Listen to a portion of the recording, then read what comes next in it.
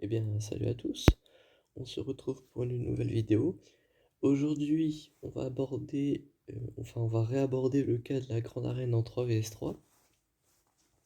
Donc, la prochaine saison, la saison 17, sera du 3 vs 3.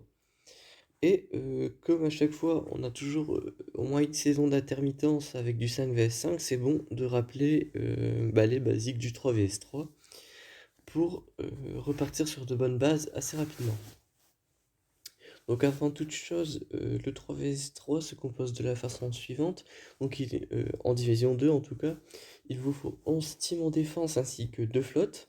En parallèle, il vous faudra donc logiquement 11 teams en attaque ainsi que 2 flottes. De plus, c'est 54 bannières maximum sans escouade réduite par team que vous tombez, ainsi que 66 pour les flottes.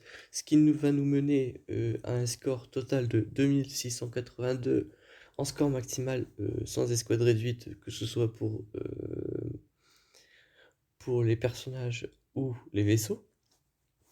Mais évidemment, vous pouvez faire plus si vous faites des escouades réduites avec soit vos flottes ou vos personnages. Donc ça, c'était les fondements importants à rappeler. Donc on va pouvoir passer aux teams maintenant. Donc je vais commencer par les teams que je vais mettre en attaque. Et ensuite, on abordera les teams que je mets en défense. Alors, moi, ma stratégie, elle est toujours plus ou moins la même en 3vs3. C'est que j'essaie de mettre une défense suffisamment solide pour que mon adversaire ne puisse pas la clear, ou s'il la clear avec beaucoup de difficultés. Et moi, en attaque, mon but c'est de full one shot, peu importe le score. Donc voilà pour ce qui est de ma stratégie. Donc je vais utiliser en attaque, on va commencer par la team Gas. Donc Gas Leader avec 5 et Rex. Mon Rex est assez rapide, il est à 308 de speed. Donc il va pouvoir donner facilement la formation qui va donner de la jauge de tour à ses deux compères. Five qui est vraiment là pour le sacrifice, même s'il n'est pas très utile dans cette composition, vu qu'il n'y a qu'un seul clone qui serait affecté.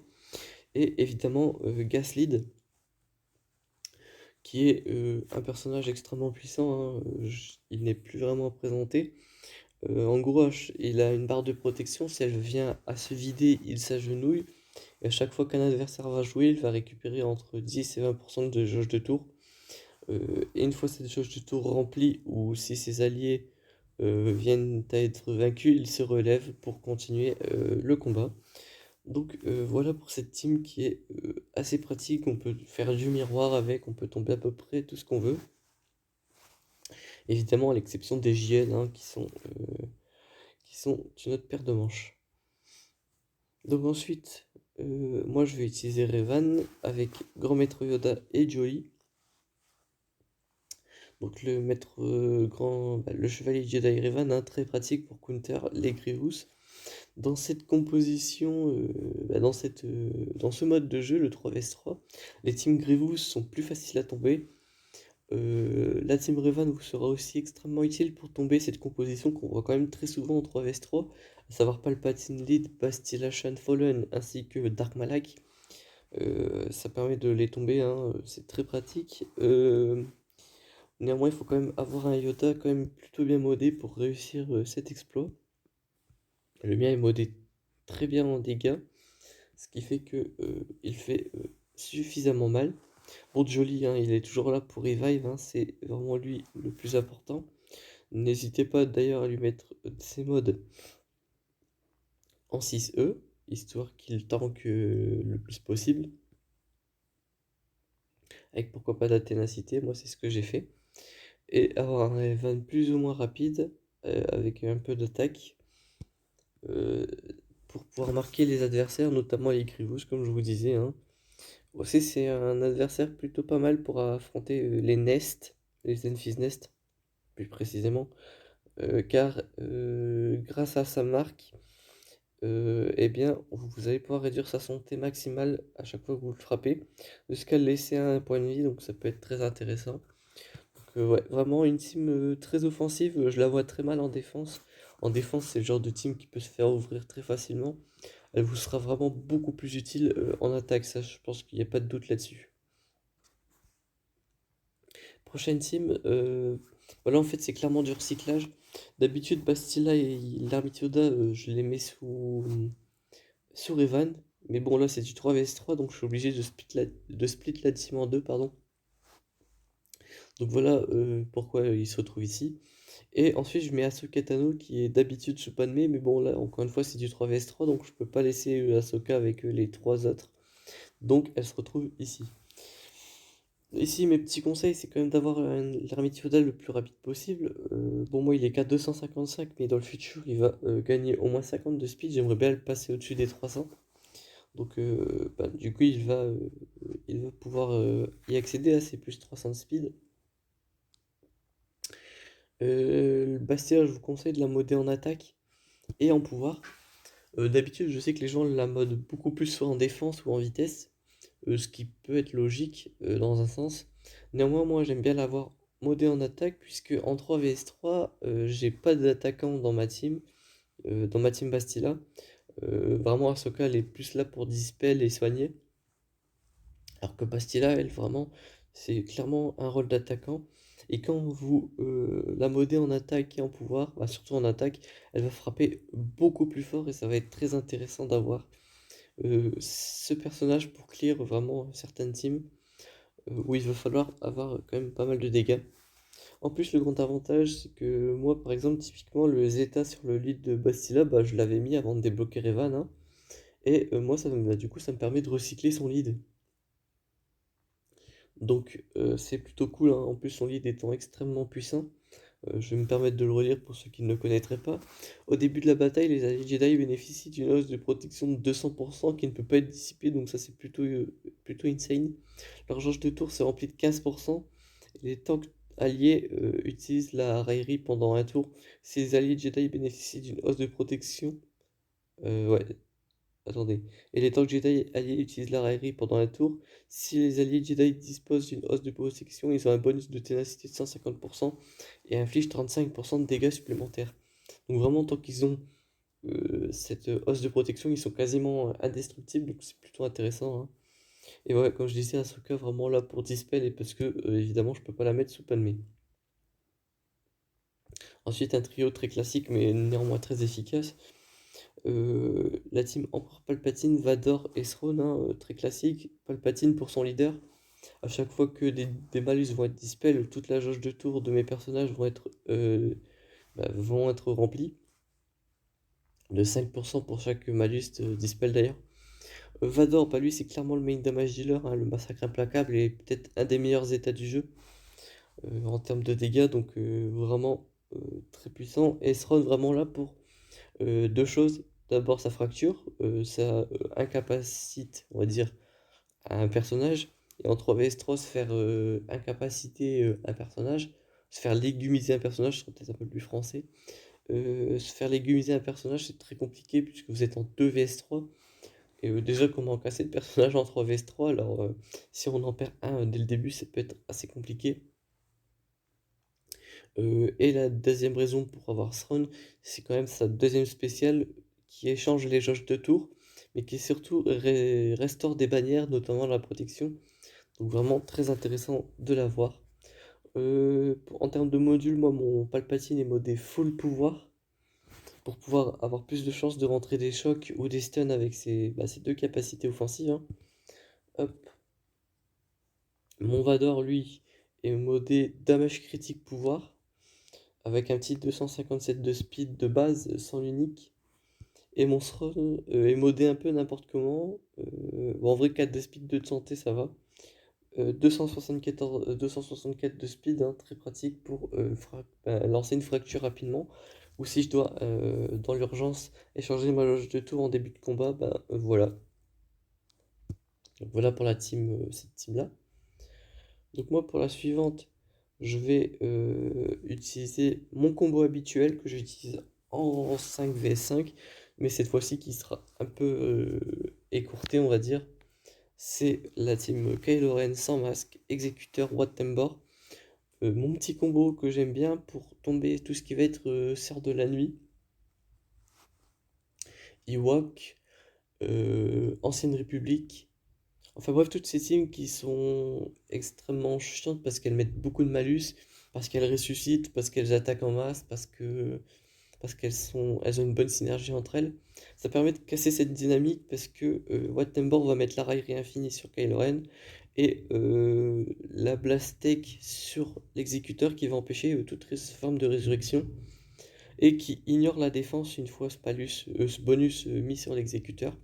Donc c'est vraiment une team plutôt intéressante. Bon, ça coûte quand même votre Wattenborg, hein, mais en 3 vs 3, Wattenborg n'est pas utile pour les counters JL. Donc, moi ça me va, hein. Écoutez, hop. Mon Kylo Ren est modé full santé, mon exécuteur est modé full santé et Wattenborg est modé full vitesse. Ensuite, le triumviracite, c'est un trio qu'on utilise déjà ainsi en 5 vs 5, mais en 3 vs 3, il gagne encore plus de légitimité parce que avec moins de géonosiens, vos chances de counter sont plus élevées. Vraiment, Dark Traya est vraiment là pour counter tout ce qui va être géonosien et Motma. Vraiment, c'est la seule utilité qu'on en a. Heureusement pour nous, c'est des teams qu'on croise très fréquemment en défense.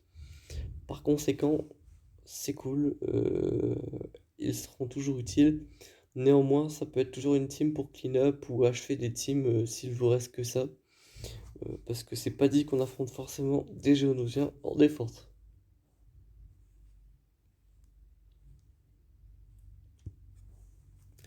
Le trio CLS, je me tâte à faire comme je faisais à la saison d'avant, à savoir split la team en deux, mais néanmoins je vais commencer par vous présenter cette team de la sorte. Alors, donc CLS, un très bon lead leader, Chewbacca et Han Solo. En fait, c'est un des trios qui va être extrêmement fort parce que Chewbacca va mettre la garde sur Han Solo et sur CLS. Donc déjà, ces deux personnages seront immunisés à l'étourdissement. En plus de ça, à chaque fois qu'un des personnages à la garde, Chewbacca est invoqué, enfin quand un personnage à la garde et qu'il joue, Chewbacca est invoqué. En plus de ça, moi j'ai des états sur ami fidèle. Donc à chaque fois que Chewbacca va infliger des dégâts, les personnages qui auront la garde vont récupérer santé et protection.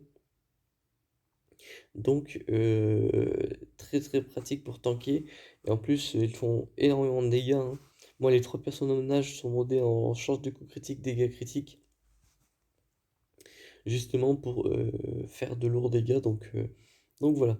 La seconde composition qui est possible de voir, c'est Kyralid avec Chewbacca et Han Solo, et dans un second temps, Commandant Luke Skywalker avec C3PO et Chewpio, donc le nouveau Chewbacca, puisque mon CLS est relique, avec l'unique de Chewpio, vous allez récupérer 40% des statistiques du leader, donc à savoir CLS. Donc même avec un Chewpio low gear, donc, et moi le mien est en équipement 10, avec le vol de stats, il est legit avec les stats de base d'un Chewpio équipement 11, voire équipement 12. Donc vraiment très très OP. En plus de ça, j'ai quand même acheté le Zeta sur Chewpio, ce qui en fait un personnage beaucoup plus legit. Mais voilà, j'hésite encore sur, sur les deux teams, comment je vais les former, si je vais bien les former d'ailleurs, si je vais split ou non. Mais bon, pour l'instant, je garde ça comme ceci. Ensuite, Shakti et les deux clones restants, hein. J'ai fait Gas avec Five et Echo, bah, très logiquement. Five avec Rex, pardon. Donc très logiquement, on a Shakti avec Echo et Arc, hein. Shakti étant le deuxième meilleur leader pour les clones. C'est pas étonnant de voir cette seconde team. Donc moi j'utilise Echo et le soldat Arc, hein. Donc je sais pas encore comment ça va être efficace cette team, ce que ça va pouvoir counter. Mais à mon avis, ça risque d'être assez intéressant. Je sais que beaucoup aiment bien mettre Rex avec Arc et du coup Echo avec Five. Mais moi, je préfère mettre Echo et Rex et Five ensemble. Parce que Five peut prendre le relais en termes de protection. Parce que j'aimerais bien garder Rex en vie le plus longtemps possible pour ses assauts aériens qui sont dévastateurs. Donc voilà pourquoi je laisse les deux autres clones ensemble et ces deux clones-là ensemble. Donc vraiment, hein, le lead de Shakti très très fort puisque ça donne 35 de vitesse au sol clone allié, hein, et ils récupèrent 5% de santé et de protection lorsqu'ils attaquent en dehors de leur tour. Donc vraiment une team très efficace. Et ensuite le trio Padmé, hein, team qu'on ne présente plus, qui en fait avec à chaque fois qu'ils vont subir une attaque, comment dire, lorsqu'un adversaire va jouer en dehors de son tour, vos personnages vont récupérer un bonus de protection, et ce bonus de protection va se transformer en courage au début de leur tour. D'ailleurs, euh, tous les bonus de protection qui sont obtenus par la première spéciale d'Anakin ou de Padmé se transforment également en courage. Et le courage, qu'est-ce que ça fait? Ça inflige 20% de la santé maximale de votre adversaire, en plus de votre attaque. Et en gros, avec 5 stacks de courage, vous faites une attaque à 20% de la santé maximale. Avec 10 stacks, pardon, vous allez faire 2 attaques. Avec 15 stacks, c'est 3 attaques. 20 stacks, 4 attaques, etc., etc. Donc vraiment, tous les 5 stacks, vous mettez des grosses patates qui font extrêmement mal à votre adversaire. Donc ouais, vraiment extrêmement fort ce trio. Donc voilà, voilà. Hop, confirmer les squads.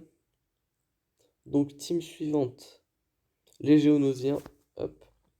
Donc là, il y a quand même quelques petites explications à voir. Donc l'Alpha Géonosien, hein, le meilleur lead séparatiste, enfin le meilleur lead géonosien évidemment, avec Sunfac pour tanker et l'espion pour mettre les grosses attaques avec sa frappe silencieuse, hein. Si vous connaissez la frappe silencieuse, vous savez qu'elle fait extrêmement mal. Donc vraiment, c'est le trio que j'ai choisi. Donc voilà. Je ne vais pas revenir plus longtemps sur le choix de mes géonosiens. Je vous expliquerai un peu plus en détail pourquoi j'ai pas mis Poggle par exemple. Mais ça fait l'objet de la suite de la vidéo, donc voilà. Donc voilà, hein, l'espion qui fait mal, Senfak qui est là pour tanker, et l'alpha géonosien, un très bon lead géonosien, qu'on ne présente plus, donc voilà. Donc là, vous voyez, il y a le Chiru de Solos, donc j'ai vraiment mis un personnage bas level pour faire la séparation entre mes team attaque et mes team défense. Donc là, on va compter ensemble. Donc Gas, une team, Revan, ça fait 2, Bastila, ça fait 3, Hippie, ça fait 4, le premier ordre, ça fait 5, Trium 6, CLS 7, Shakti 8, Padmé 9 et Géonosien 10. Donc il me manque une team en attaque. Donc en fait, je vais mettre hop, ma team chasseuse de prime parce que ça, j'aime bien l'avoir en attaque. Donc voilà la dernière team en attaque que je viens de rajouter évidemment. Bosk lead plus précisément. En fait, sa capacité de lead est extrêmement intéressante, enfin du moins son état. C'est qu'à chaque fois qu'un ennemi va subir ou résister à un effet négatif, ma team va récupérer 5% de santé et de protection. Donc Dengar et Boba Fett, hein, très très puissants pour infliger des malus. Donc pour faire tanker Bosk. Bosk, je lui mets évidemment la raillerie. Excusez-moi. Mais surtout, je lui ai mis un très gros modage défensif. Donc vous voyez une croix avec en stade primaire de la défense, un triangle avec en stade primaire de la défense, et le losange très classique avec de la défense. Donc vraiment full set défensive avec des stats primaires défensives. Ce qui en fait un personnage extrêmement résistant, extrêmement tanky. Vraiment sans une team qui peut faire très mal, sans annihilation ou sans un Wat Tembo en face, ça semble assez compliqué de tomber mon boss euh, sans s'acharner vraiment dessus, quoi. Donc voilà pour la team, donc vraiment Boba Fett et le Dengar qui sont vraiment là pour les malus. En plus de ça, la bobette, la roquette de Boba fait très très mal. En plus de ça, elle peut empêcher la résurrection, donc vraiment très pratique, hein, on va pas s'en plaindre. Et Dengar, vraiment, ces grenades permettent vraiment du gros heal. Donc voilà pour mes 11 teams offensives. Donc si vous connaissez mon roster, vous connaissez probablement déjà les teams que je vais présenter en attaque, en défense, pardon. Mais on va le faire quand même. Hop. Donc le trio Dark Revan, excepté les JL, enfin, JL en moins, quoi. C'est la team la plus puissante possible en défense. Vous pouvez pas faire mieux. Gas n'est pas la team la plus puissante en défense. CLS n'est pas la team la plus puissante en défense. La résistance avec les héros la résistance n'est pas la team la plus puissante. Vraiment, la team la plus puissante, si vous enlevez les JL, c'est vraiment Dark Revan. Le trio là est indestructible, vraiment en 3vs3, c'est une vraie play.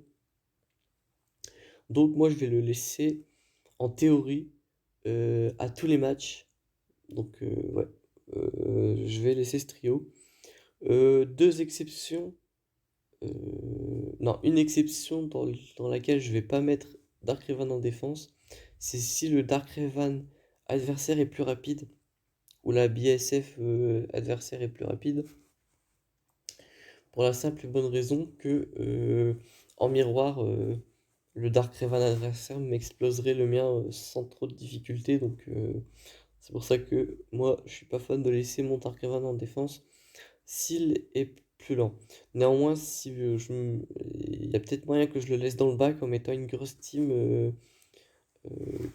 que mon adversaire utilise probablement. Par exemple, si mon adversaire, je me rends compte qu'il utilise tout le temps sa Dark Revan versus une Padmé, je vais mettre la Padmé devant et claquer la Dark Revan juste derrière, histoire de le bait et de le bloquer sur ma Dark Revan.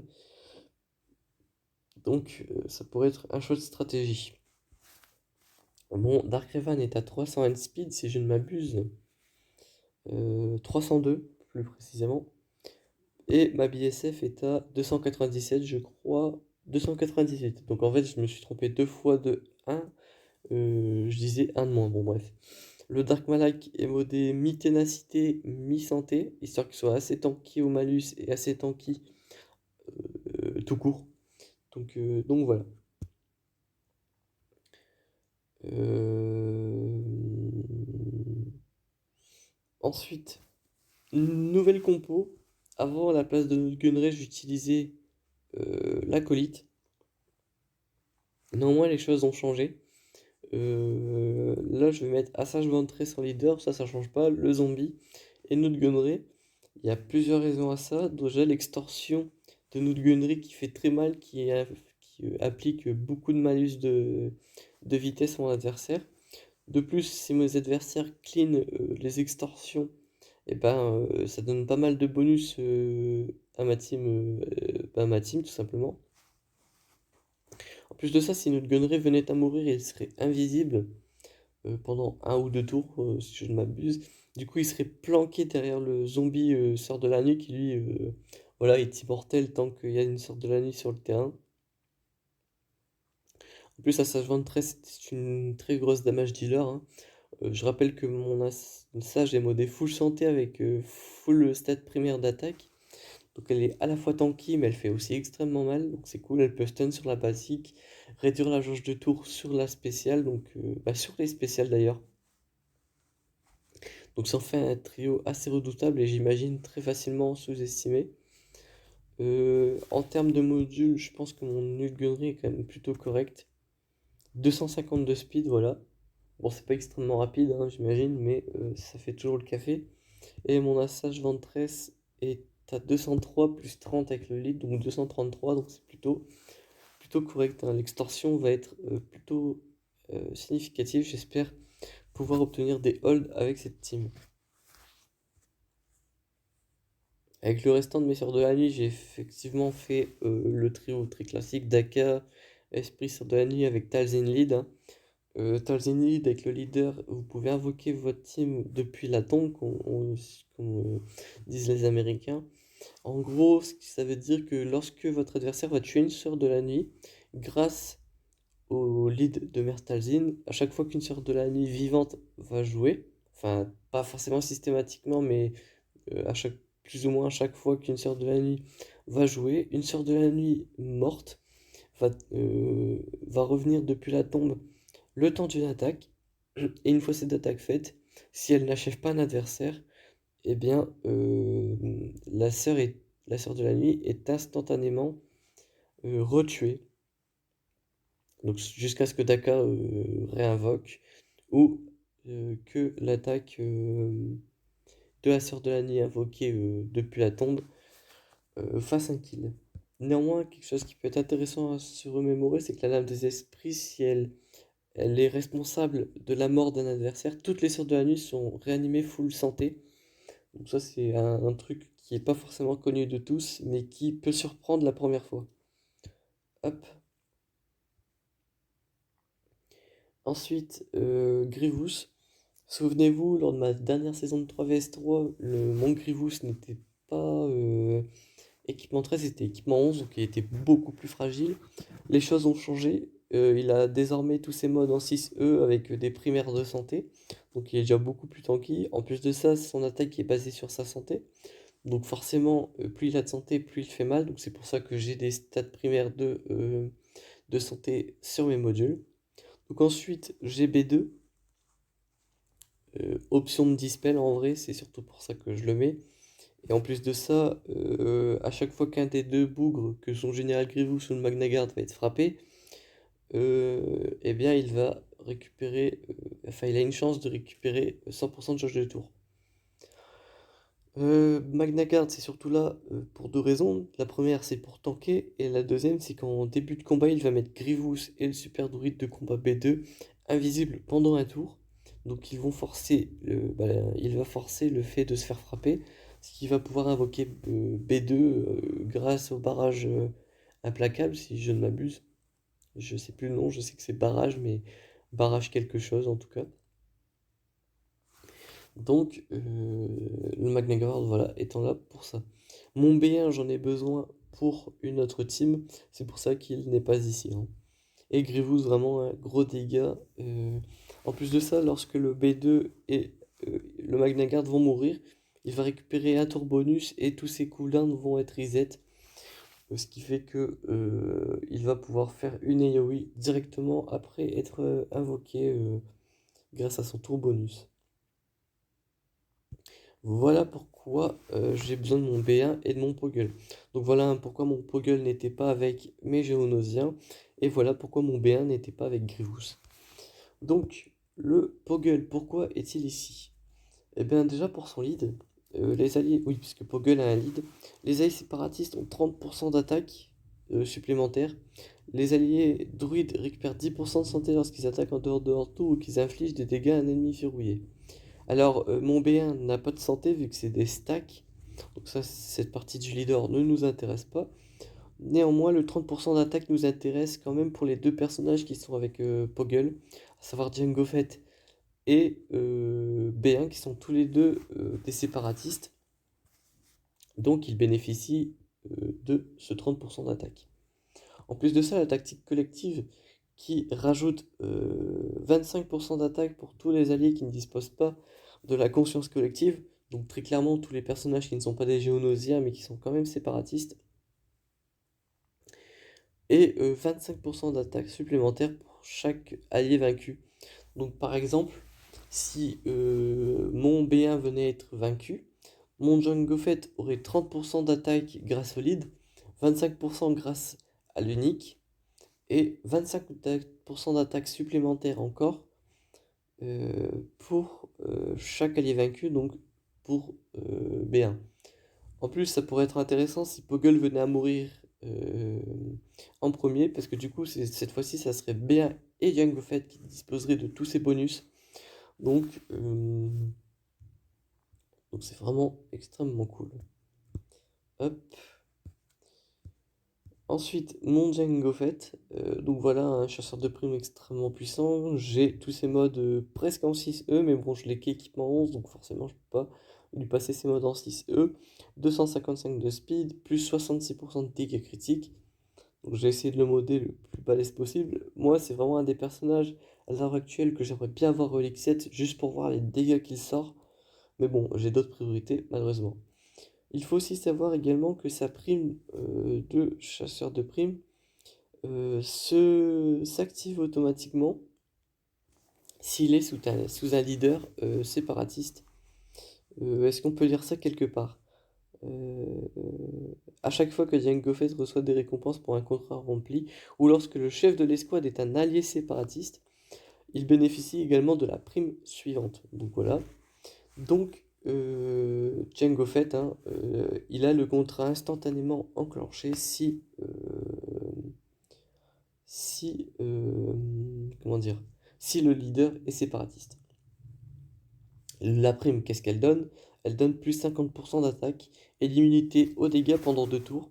Donc, si vous prenez en compte vraiment tous les bonus que j'ai dit avant, donc le lead et l'unique de Poggle, et maintenant le contrat de Jango Fett, vous voyez que on est extrêmement loin des dégâts de base que devait faire Jango Fett. Donc voilà, c'est vraiment pour ça que je le mets sous Poggle lead et pas sous, par exemple, une deuxième team de chasseurs de primes ou avec Bossk par exemple. Enfin, donc vous avez du coup deviné pourquoi B1 est ici, hein. C'est vraiment pour tous les bonus cités précédemment, tout ce qui s'applique à Django s'applique à B1 à l'exception des 50% d'attaque du leader et non, et du contrat pardon et des 2 tours d'immunité aux dégâts, donc vraiment c'est pour ça qu'il est ici. En plus mon B1 est relique 4, ce qui fait que il fait très mal de base mais il fait encore plus mal sous Poggle. Donc la suite. Donc là en ce moment, hein, si vous suivez un peu la chaîne, vous savez que je monte les prérequis pour le Supreme Leader Kylo Ren. Donc vous vous étonnez pas de voir des teams première ordre popper un peu partout.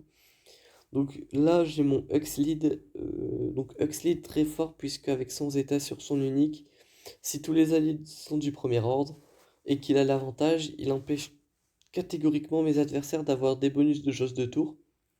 Techniquement, bah là vous voyez, hein, tous les alliés sont du premier ordre, mais en plus, dès le début du combat, ils disposent de l'avantage. Donc ça empêche typiquement une team comme Vador de directement lancer l'écrasement de force, puis d'enchaîner avec le massacre implacable.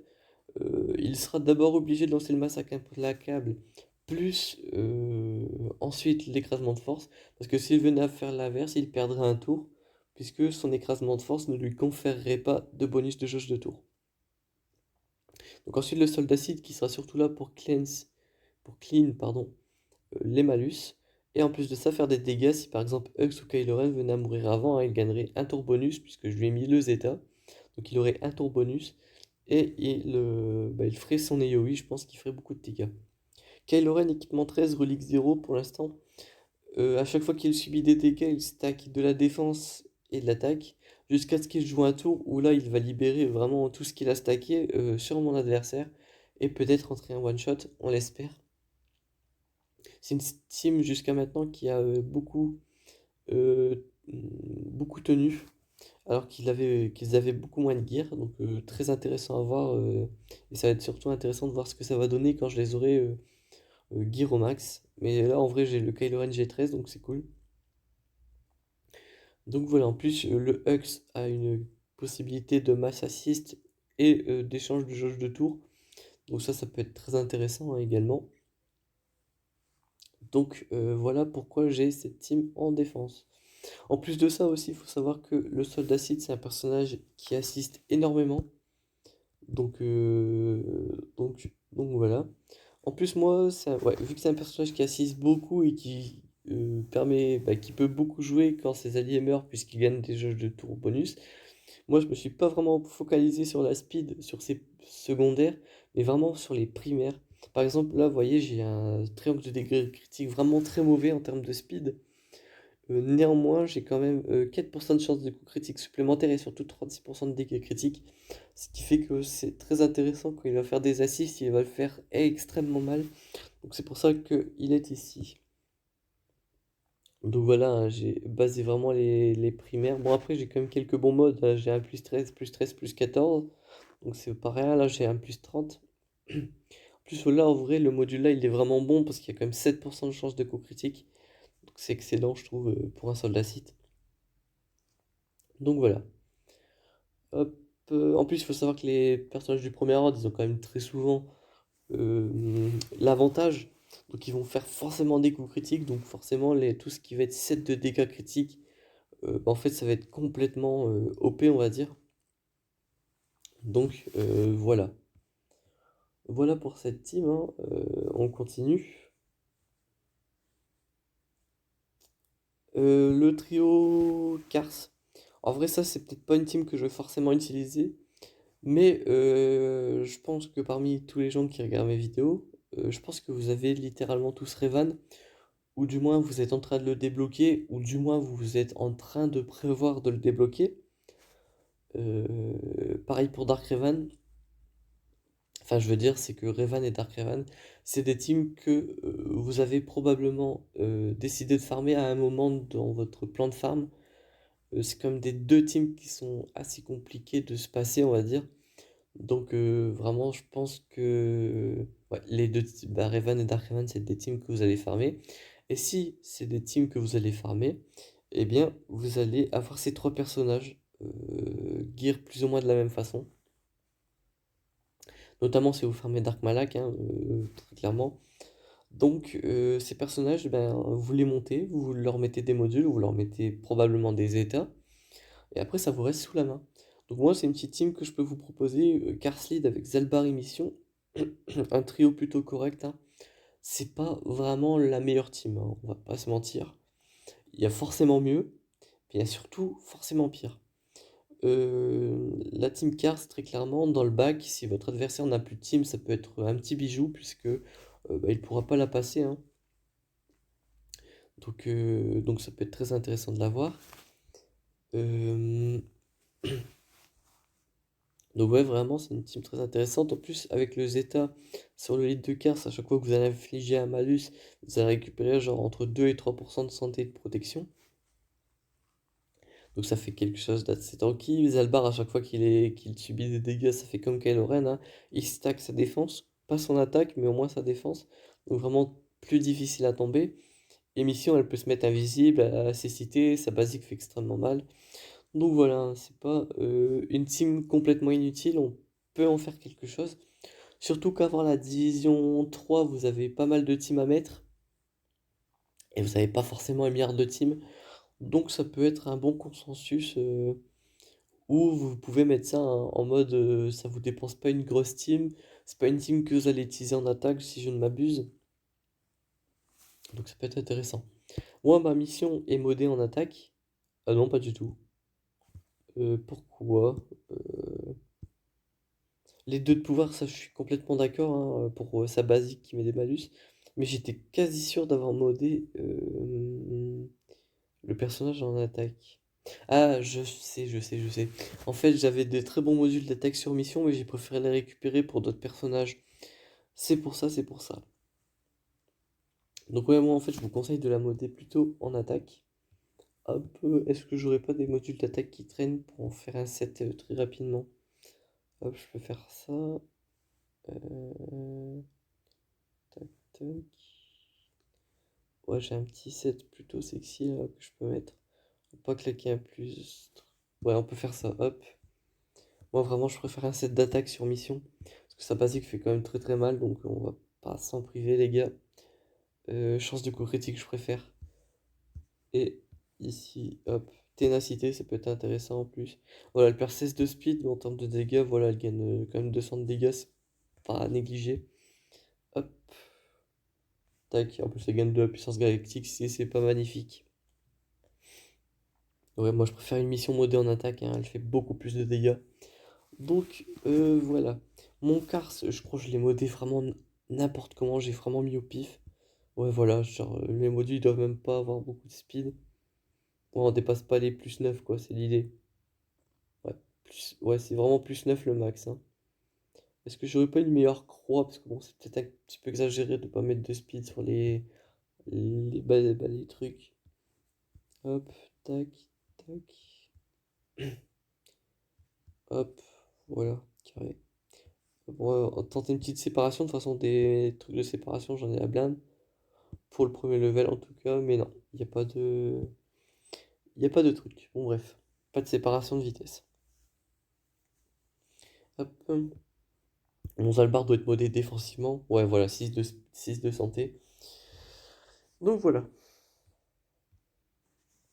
Donc vraiment une team pas forcément très puissante, mais voilà, ça fait le taf en défense.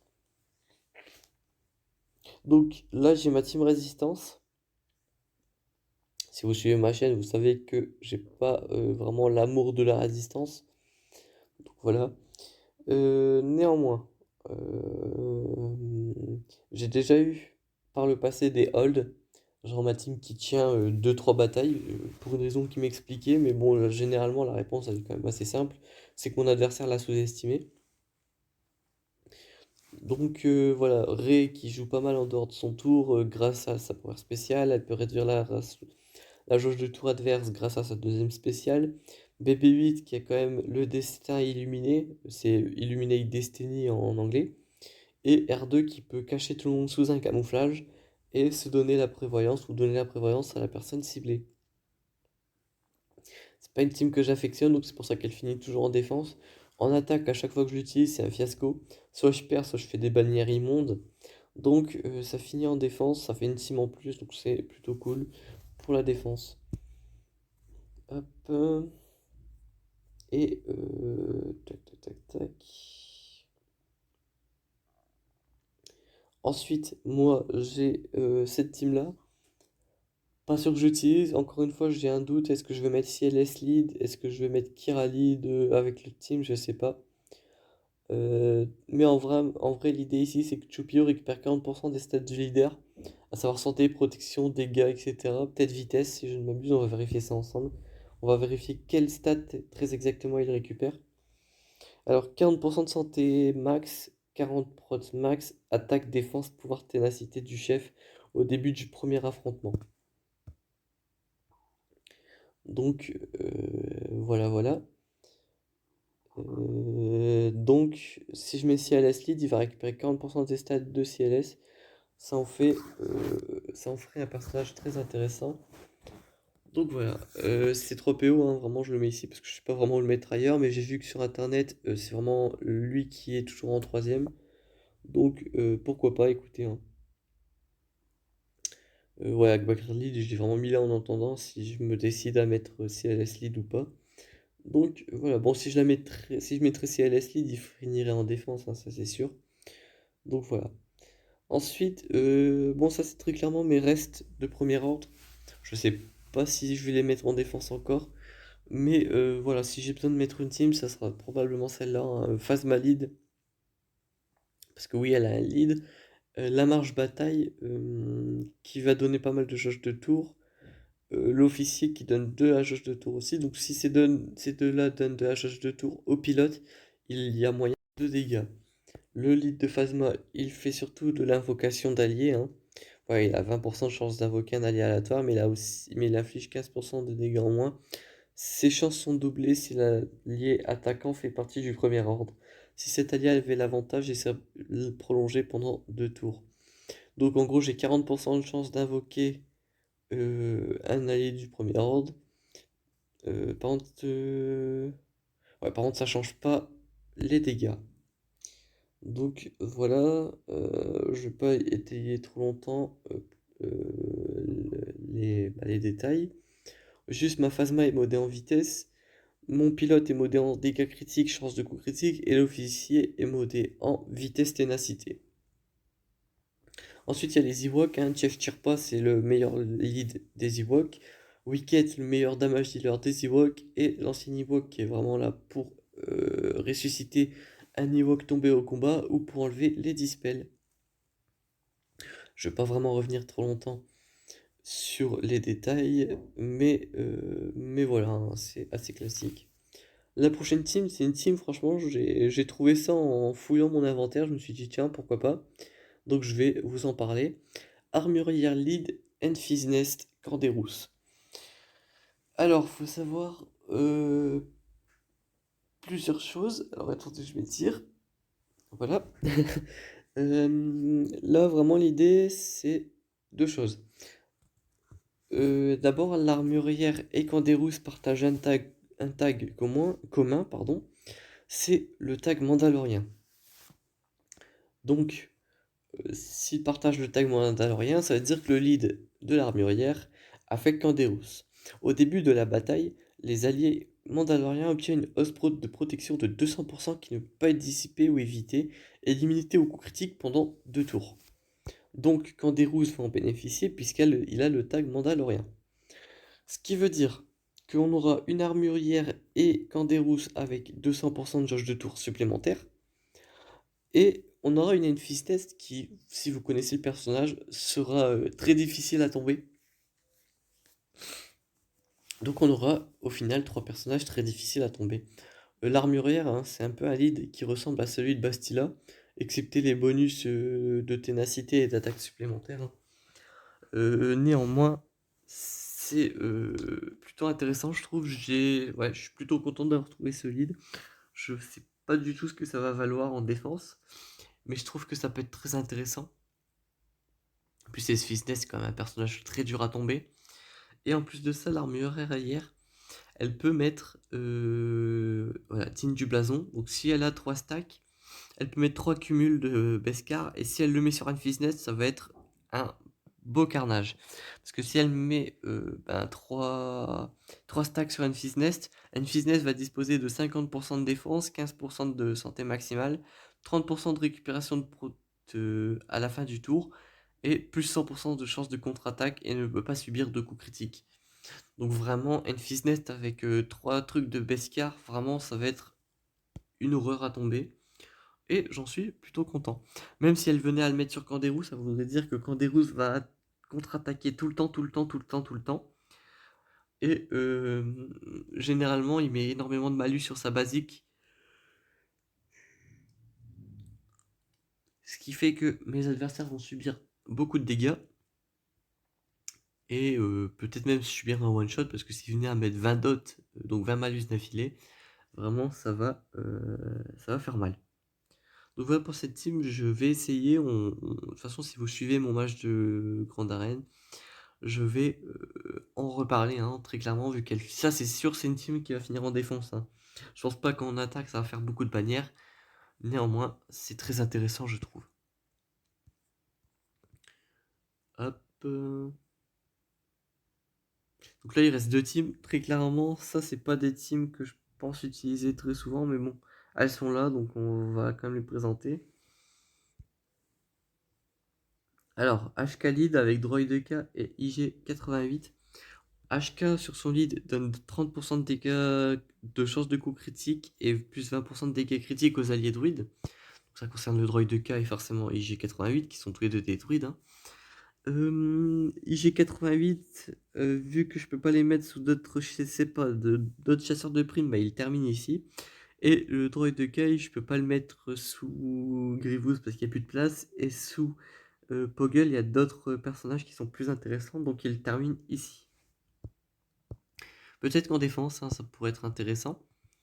Voilà, moi il est très lent, c'est le but, hein, parce que ses dégâts se font sur la différence entre sa speed et la speed adversaire, hein. Voilà, de plus, si la cible dispose d'une vitesse plus élevée que le droid DK, affiche des dégâts réels, donc voilà. Ignore la défense, mais ne peut pas infliger de coups critiques, qui sont échelonnés en fonction de la différence entre les deux valeurs de vitesse. Donc typiquement, pour avoir un maximum de dégâts, il faudrait que Droid2K, par exemple, mettre cette basique sur une JL, vu qu'il y a au moins 300 ou 400 de speed de différence, et moins que ça fasse de beaux dégâts. Mais bon, un Droid2K ne survivra jamais assez longtemps pour pouvoir mettre une attaque sur une JL.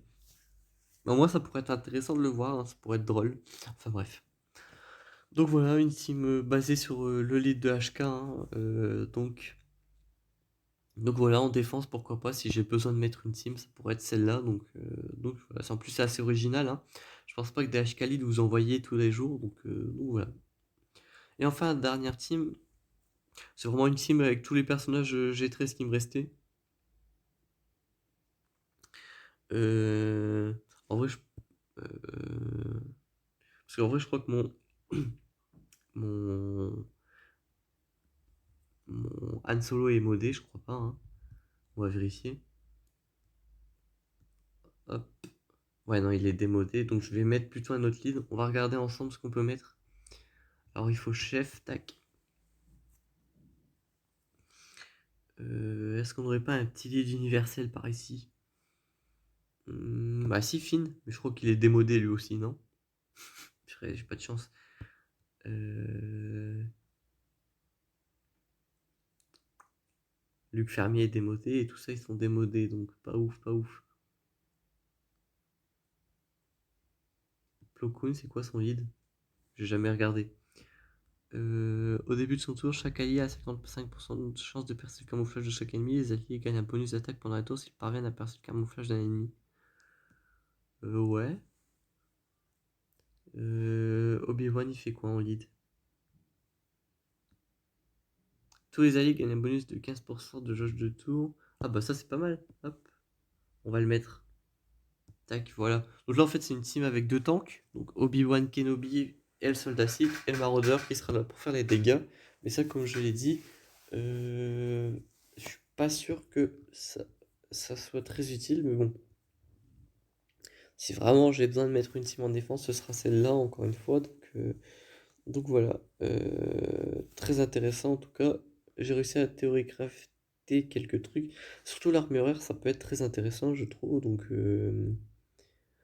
voilà. Bon, la vidéo fait 51 minutes. Donc voilà. J'ai présenté toutes ces teams. De toute façon, je pense pas que je puisse en présenter encore d'autres, hein. Ouais, donc peut-être on peut présenter rapidement dans les rebelles. Hop, rebelle, tac. Vous pouvez faire ça comme team, ça peut être pas mal. Ensuite, pour les gens qui jouent les Phoenix encore, vous pouvez faire cette team-là. Si vous utilisez Ross ou Basti, vous pouvez mettre Sabine à la place. Très intéressant. En vrai, qu'est-ce qu'on pourrait avoir d'autre? En vrai, pourquoi pas? Bon, ça, c'est pas quelque chose que je recommande, hein. Moi, les Rogue One sont pas très bien équipés, donc voilà. Peut-être vous avez Mot Motma, ça peut être intéressant. Mot Motma en défense, si vous savez pas trop comment mettre d'autres. Votre Motma est quand même assez viable 3 étoiles tant qu'elle a ses 2 états, donc n'hésitez pas, hein, si vous avez des combattants rebelles intéressants. Notamment par exemple une Cara Dune équipement 11, ça peut être intéressant. Donc voilà. Qu'est-ce qui me reste d'autre en termes de team? En vrai, si vous n'avez pas l'armurière, vous pouvez toujours faire Kyralid avec Enfys Nest à la place en deuxième. Ça peut être intéressant. En vrai, Paplou, n'hésitez pas, c'est un tank, vous pouvez le recycler si vous avez l'événement 3 PO d'achevé et que vous pouvez pas la mettre sous un pas, ça fait un tank en plus. Donc voilà, hein, c'est pas trop mal.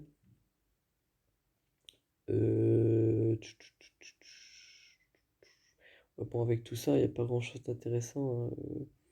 En basse division, division 10, division 9, etc. Vous pouvez faire des doku solo contre des petites teams. C'est intéressant. Bon, moi, mon doku est pas monté, hein. Moi, si je l'envoie à l'attaque, il se fait les one-shot par n'importe quoi. Donc voilà. Mais c'est vrai que doku solo, bien monté, ça peut le faire. Donc voilà. Enfin bref, j'espère quand même que cette vidéo vous aura plu, qu'elle vous aura été utile. Elle avait vraiment pour but d'être là pour vous rappeler comment fonctionne le 3vs3. Donc au début, hein, j'ai parlé du nombre de bannières par match, le score max, etc. Combien il faut de team, combien il faut de flotte, etc. Enfin moi en division 2, en tout cas, c'est 2 flottes. Sinon, si vous êtes en division 3 et moins, c'est une flotte. Mais voilà.